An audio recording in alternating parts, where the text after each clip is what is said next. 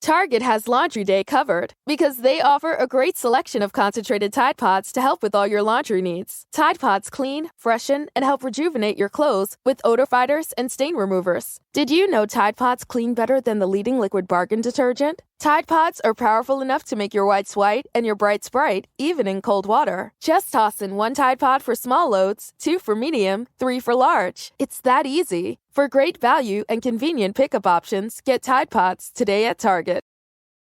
Introducing Under Armour's Infinity High Sports Bra. Its ergonomic design is molded to support the natural movement of your body. With cord-out padding, the better breathability eliminates extra bulk without sacrificing support. And quick-dry padding is Under Armour's fastest-drying padding yet. When you're lifting heavy, running fast, and pushing yourself further than ever before, you need a bra that will help you go that extra mile and make you feel your best. Shop the Infinity High Sports Bra now at UA.com.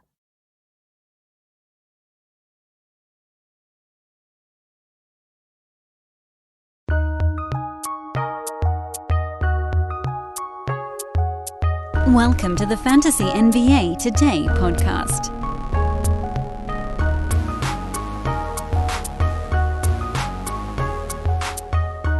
Oh boy, oh boy, oh boy. It's Lakers Friday weekend show here on Fantasy NBA Today, a Sports Ethos presentation.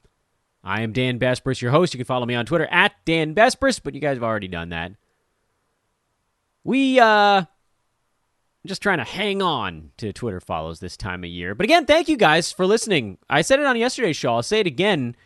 I'm pretty excited at how far ahead of pace we are this offseason compared to previous ones. This will be most likely, for any sort of non-lead up to draft month, this will be the biggest, the most listened to down month in the history of the podcast, meaning no fantasy relevant games happened this month, and we're not at free agency yet, because that's when people start to a little bit pay attention, not all the way, but like if you look at last year, free agency was in August instead of July, and there was an uptick and so forth.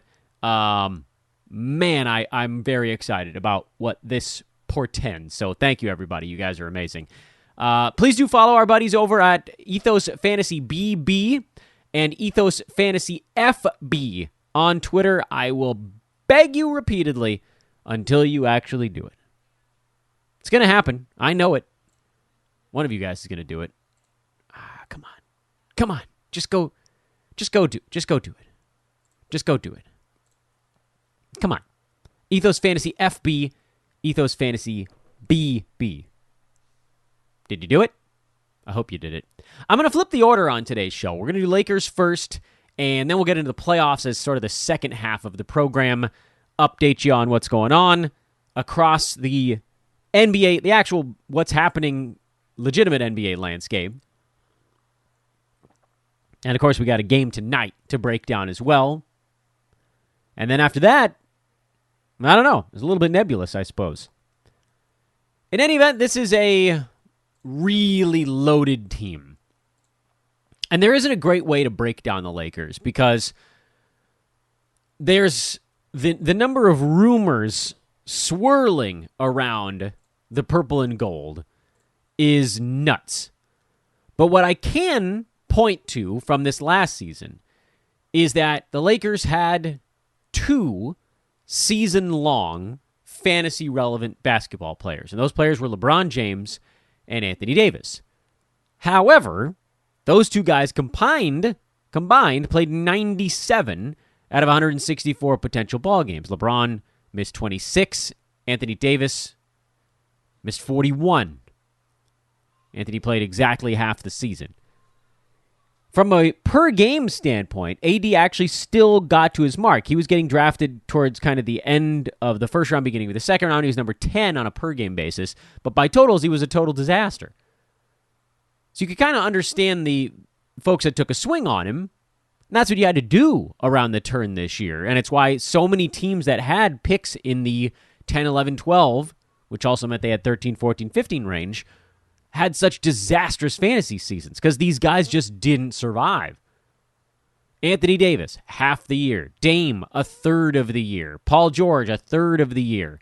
Bradley Beal, half the year. Jimmy Butler, like 60% of the year. So probably the best of the bunch. I mean, that's a stretch. I didn't look up his number. Maybe he was a little bit higher than that. I don't know. What I am looking at right now as we speak is the Lakers stuff. When those guys were out, there were other opportunities on the table. Malik Monk had some really nice stretches this year. Overall, he finished at 122, but a lot of that was because, some of those games, LeBron and AD actually did play. For as many as they missed, they still played together, combined, not together, that's the wrong word. Total of 97, so more than half that they could have. They didn't overlap very well, but they were out there. And when those two dudes were on the floor, no one else even sniffed fantasy value. Because they moved, Frank Vogel did, guys in and out of the starting lineup, pairing them with LeBron and AD, trying to figure out what lineups actually made sense. Melo mostly came off the bench. He was 109 on the year. Overall, actually had a pretty solid fantasy season, slightly better steals and blocks than we expected. But again, just like with Malik Monk, most of his damage was done when someone was out. There just aren't enough shots available for anybody else when LeBron and AD are out there combining to take about 40 of them. And then, when you add in the third and most poorly fit cog of the bunch, Russell Westbrook is taking 16 shots a game. By the way, he finished 9-cat per game, 224. Yeah. Woo. That's bad even by our assessments. Well, I think I had him in like the 100 to 160 range, 224. I mean, that anybody that could have looked that low on him. Luckily, he's always going to get drafted too soon because of the points, boards, and assists. He's going to get pulled up the draft board by points leagues and 8-category leagues, mostly points because his percentages are rat duty. And that'll pull his ADP up. It'll pull his X rank up. And so even in 9-cat leagues, he'll end up going too soon because he's just there on the board at a point too high. He'll just appear on everybody's draft board because that's what the big box site is pushing in the face too soon because of all of those leagues where it's not that insane of an overreach. Like in a points league, Russell Westbrook was a pretty good player this year. Crazy though that may seem. He played in 78 out of 82 games. If you wipe out both percentages for him, he becomes a functional fantasy player. I think he was like just inside the top 100 if you're punting both percentages. Huge jump forward. If you're punting both percentages and turnovers, he's a 5th rounder. So that's basically what he is. In a points league, he was like a 4th or 5th rounder who was durable somehow. But that's not what I play, and that's not what we're breaking down. I listen to LA Sports Talk Radio. I'm not in the car that much, but I drive to and from my kids' preschool 3 times a day. Drop off both kids in the morning at the same time, pick up the little one in the middle of the day, pick up the bigger one a little bit later in the day. So when you roll all of that together, I'm probably in the car for about an hour, all told. I'm very lucky that preschool is less than 10 minutes away, and then there's, some stopping and waiting for kids to get in or out of the car and so on and so forth. So it ends up as like 20 minutes roughly where I'm hearing the radio. I bring this up because every day there's a different discussion on whether or not Russ is going to be on the Lakers next year. 5 days ago, he wasn't going to be on the Lakers. Then yesterday, then he was. And then 10 days before that, Phil Jackson apparently likes Russ, and now he's advising things, and so maybe he's going to stay. Here's the thing. Here's what I believe to be happening and why everybody's sort of taking the bait. I believe that Phil Jackson, though he hasn't been the world's greatest general manager. He did draft Kristaps Porzingis at 4, I think it was, in New York. That actually ended up being a pretty good pick if dude could stay on the floor. I think he would have been one of the best players in that draft. Say what you want about his GM ability. He's not an idiot. Phil Jackson's not an idiot. He's probably a bit arrogant, super weird, all of that stuff likely true. And for a long stretch, maybe the best ego manager in the NBA. Maybe the best ego manager in NBA history. Truly. I don't think he has that touch anymore. But what I do believe is happening here is there was too much hand tipping going on the Lakers side. And I know it sounds nuts to those of you that are not in this LA market, that aren't being saturated with these discussions every day. But people are now, and maybe national media has picked up on it as well. I don't think they have, but I also don't pay that close attention to the national media.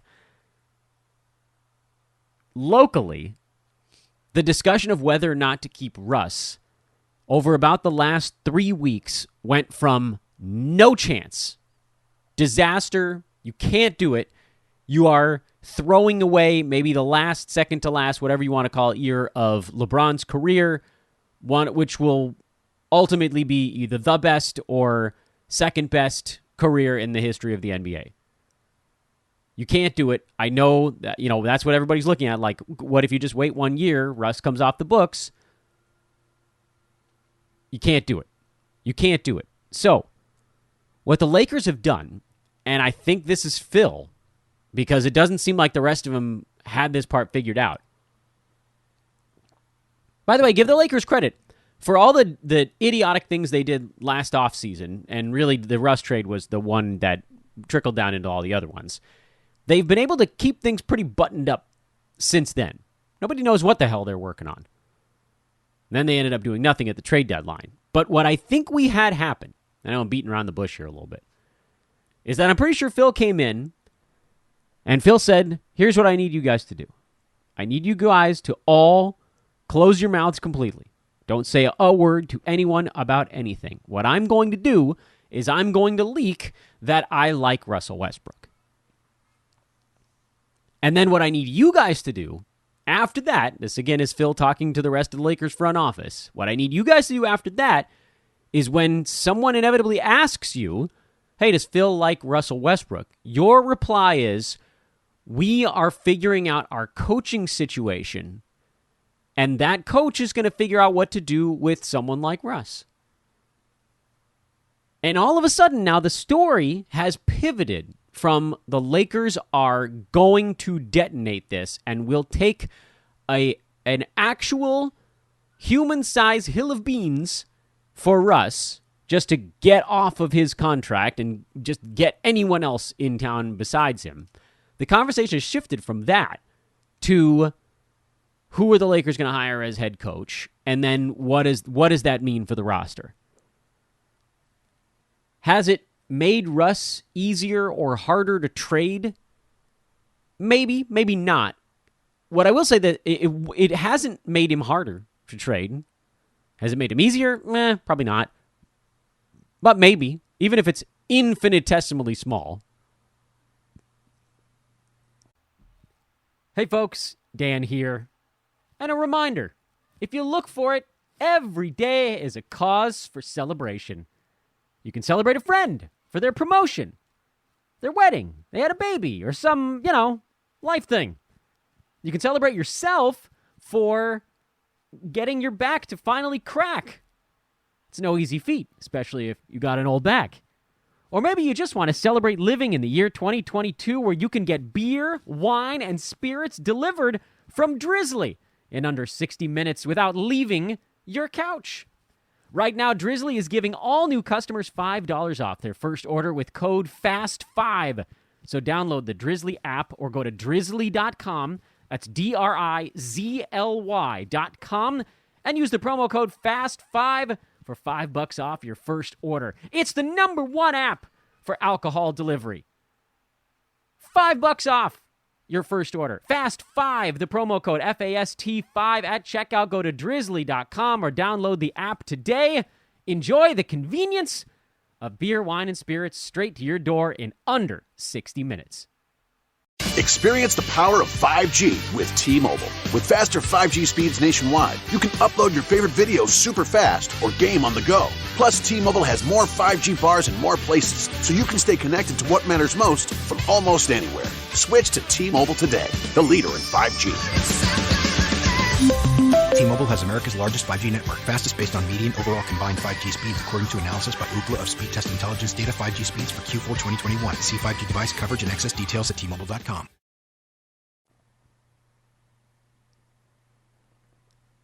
It would make it easier. Because now all of a sudden, other teams start to think, oh, all right, well, this team is resigned to just keeping Russ. It's probably not true. They know at the end of the day the Lakers would prefer to go into next season without him. But there has to be at least a fleeting belief, even if it's 5% or 10% or whatever, there has to be a fleeting belief among the NBA circles that the Lakers could just ride out Russ. I mean, hell, they could just sit him. They could send him home John Wall style for the year. Just play young guys. And then by next season, they'll have all that money to go do whatever. They don't want to do that because of the LeBron timeline thing. And because it's been now a couple years, Lakers won the championship in 2020. They don't want to wait until 2023 to be a team competing again. LeBron will be quite old by that point. Yikes. I think he'll be 39 that year, right? Oh, maybe I'm off by a year. All I know is that as of right now, the Lakers still do desperately want to get rid of Russell Westbrook. But what they're doing is more of a step-by-step. Instead of just jumping from point A to point B, point A being we have Russ, point B being we don't, they've added a few points in between, where point B is now convinced the league we might not trade him. Plant stories.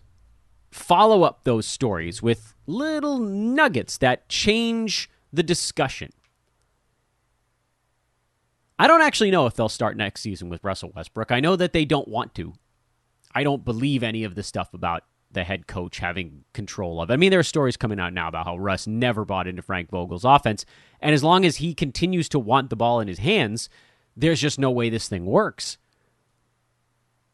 The problem, what they needed Russ for, was so that LeBron could play 29 to 32 minutes a game, and then Russ would be the primary for 18 minutes a night. He's just not a good enough scorer anymore at this point of his career to be an off-ball threat alongside LeBron James, and he's an horrendous three-point shooter, which you also kind of need to be if you're going to play alongside LeBron.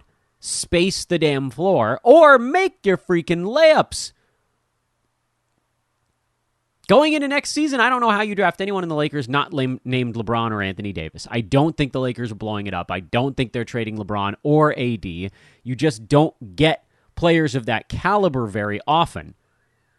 And you never get good enough return on a superstar trade, ever. Whether or not the team was winning this season when they were on or off the floor. I mean, the pieces were so terribly mismatched all the way across the roster. They had way too many undersized shooting guards trying to space the floor with LeBron and AD. And, you know, sometimes they could put up some points, but they couldn't actually defend anybody. And then other nights, if the shots weren't dropping, they couldn't do either thing. You'll see more Austin Reeves next year. That'll be something good for them. Stanley Johnson was a decent addition midseason, and THT showed some signs as the year went on, but these guys are not difference makers. Malik Monk loved his time in LA. He'll probably be back, and with kind of a similar role when guys are out. He'll be a fill-in type play. I don't know what the story's going to be on Carmelo Anthony.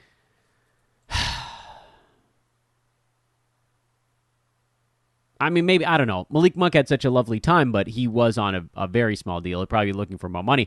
Kendrick Nunn could show up.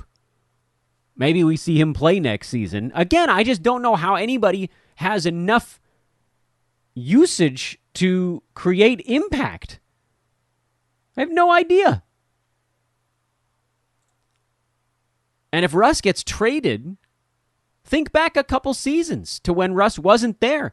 Was there a third Laker that actually had fantasy value? I mean, look back at their championship year, the COVID shutdown and then reemergence bubble season. The third best fantasy player that year on the Lakers was Danny Green. JaVale McGee, playing 17 minutes a game, sniffed fantasy value and actually had some when Anthony Davis was out. Kuz wasn't close. KCP wasn't close. This team has been a two-horse machine since LeBron and AD came together. The only thing that's changed since then is that LeBron actually got more effective offensively, added more steals and threes, just a juggernaut. And Anthony Davis stopped hitting free throws. He can't make them anymore. He was an 85%er 2 years ago. Now he's at 76%, or 71%. Sorry. That's a huge drop-off for somebody taking 6 to 10 a game. So it'll be the same kind of story next year. Whether or not Russ is there, he's a disaster. He's a disaster. So you're looking at the same stuff. Where's LeBron going to be? Where's AD going to be? Anthony Davis is going to keep falling because he hasn't been healthy in forever. LeBron is going to go very early.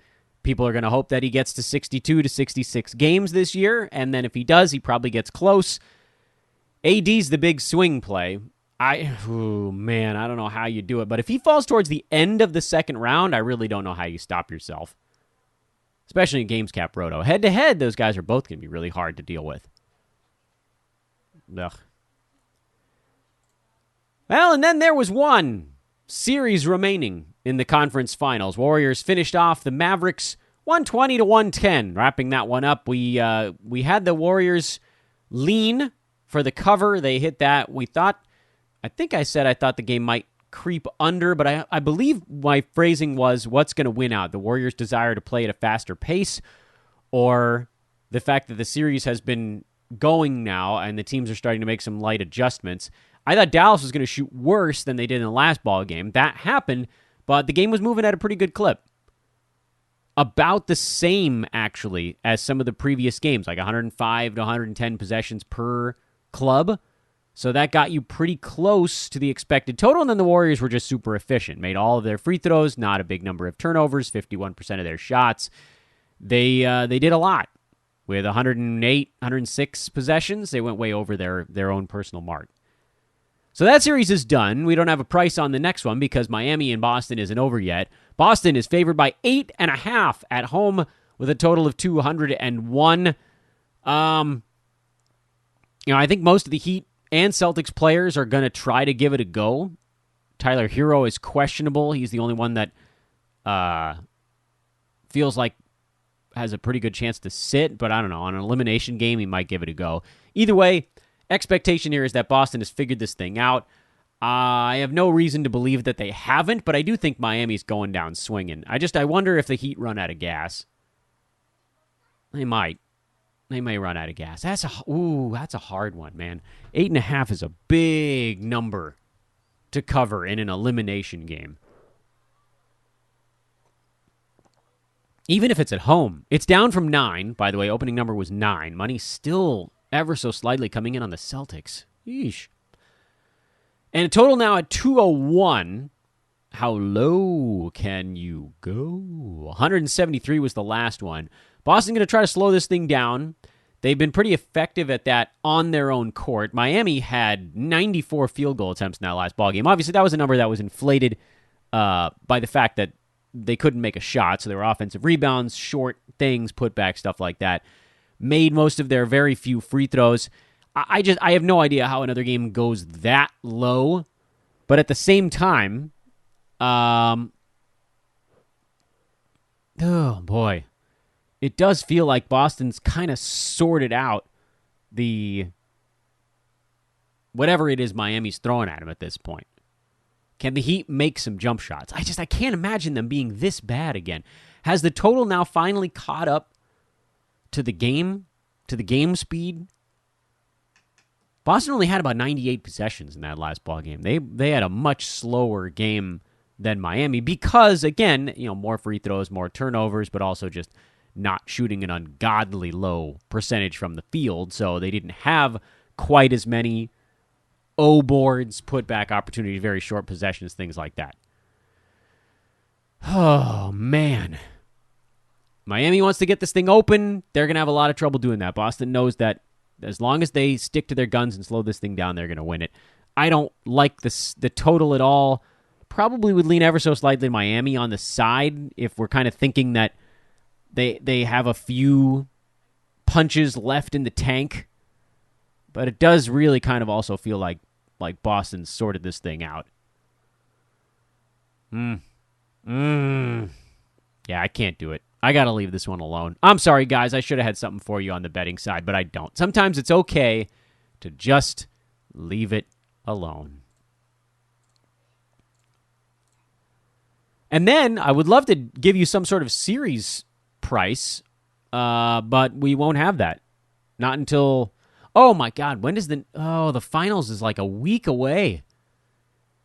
If Boston wraps this thing up, I think we have like 6 days off before a finals game. Oh no, not this thing again. NBA, you gotta, I know we gotta get everybody healthy for the finals, but oh, good Lord with these playoffs. They're just, the time in between games is soul crushing. And then we're going to build in this. Anyway, congrats to the Warriors. They made it. They got healthy. They got healthy in time. They had their guys for the postseason run. And they looked ready for it at the beginning of the year.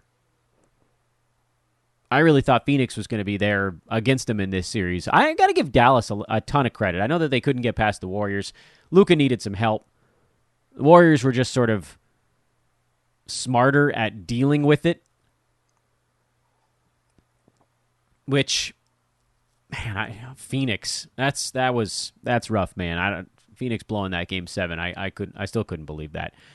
Anyway, doesn't really matter. I'll let you guys roll into your weekend on a slightly shorter show. It's the Lakers episode, which mostly is just crushing them for not having fantasy value for more than a couple weeks at a time. Still, here's the thing. Just because the other guys in the Lakers don't have fantasy value for the entire year, it doesn't mean you just completely ignore them. It means that you put them down on a little sideboard. You can even put them on your watch list going into the season. You just don't have to draft them. There's no reason to spend draft capital on someone who's not going to be good on night one, but you know AD is going to miss time. You know LeBron is going to miss some time, so those opportunities are going to pop up. Just kind of be ready for them when they do. And that's it. Maybe I'll throw like a 10-minute show out there when we get the final series price, or maybe I just save it for Monday. We got all next week. What's the rush? Next week, we'll keep moseying our way through these teams. I still have ADP results to break down from this last year. I haven't gotten to that yet, and I wonder, I might have to start writing these numbers down because Yahoo at some point is going to close their NBA data. I hope they don't do that before the finals are over, but they might. I don't know. I mean, they're trying to cover up the fact that they changed their pre-rank, so why wouldn't they just shut the whole thing down? Bo-ba-do-bo-bo. I'm Dan Vespers. This is Fantasy NBA Today, Sports Ethos presentation. Hey, don't forget to follow our basketball, baseball, football, all the good ones together. Don't forget. It's going to be pretty exciting when you get football rank boards and baseball rank boards and basketball rank boards all on the same premium product. Just saying. Hey, shout out, by the way, this we are recruiting in the offseason. This would be the perfect time to get yourself involved because your competition to get involved is much less right now. Those folks aren't paying attention. Hit me up on Twitter, @DanBasperse, or email support@sportsethos.com for more information on how you can get involved on any of our sports. Basketball, baseball, football, you name it. We're looking for you. Sharp minds out there. Once again, I'm Dan Vespers. Have a great weekend, everybody. 35 off-season shows in the tank. And I have no idea how many more. So long, everybody.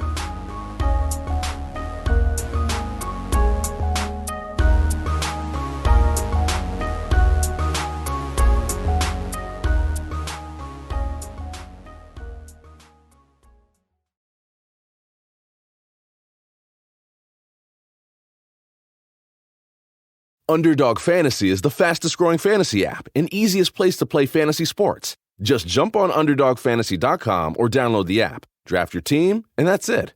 And if drafts aren't your thing, they also have a pick'em game where you can win 20 times your money in a single night. Use promo code RADIO, and Underdog will double your first deposit when you sign up with up to $100 in bonus cash. Deposit $100, get $100 free. That's promo code RADIO.